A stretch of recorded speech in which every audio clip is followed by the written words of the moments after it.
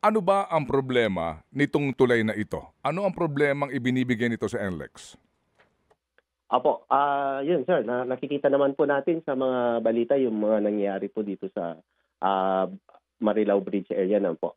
Dahil po lumang expressway po itong, NLEX at, nandiyan na po yung bridge na yun nung, nag-turnover po ng, ah, operations and maintenance po ng NLEX sa NLEX ay ng government sa NLEX Corporation. Pero ito pong bridge na 'to ay talagang hindi po kasama sa turnover, hindi po sa NLEX ang, pagmamay-ari po ng bridge na 'to. Kaya po, bawat, may nangyari po ay kami po ay nakikipag-coordinate din po sa, pamahalaan lokal ng, Marilao.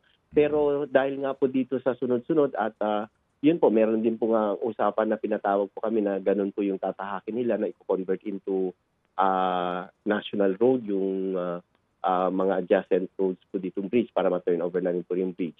Pero mukhang medyo magtatagal po talaga yung process na 'yan.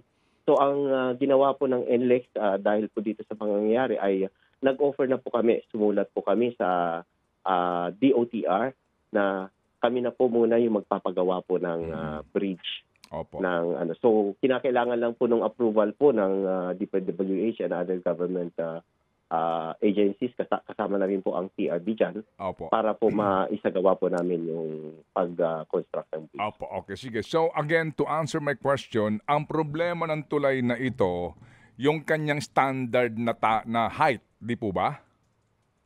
Tama po, Sir Ted, Okay, opo. sige. So ito Ang ho clearance lang po kasi sa ngayon ay around 4.51, 4.53 ganon po yung clearance po ngayon, which is oo. mababa po talaga 'yon.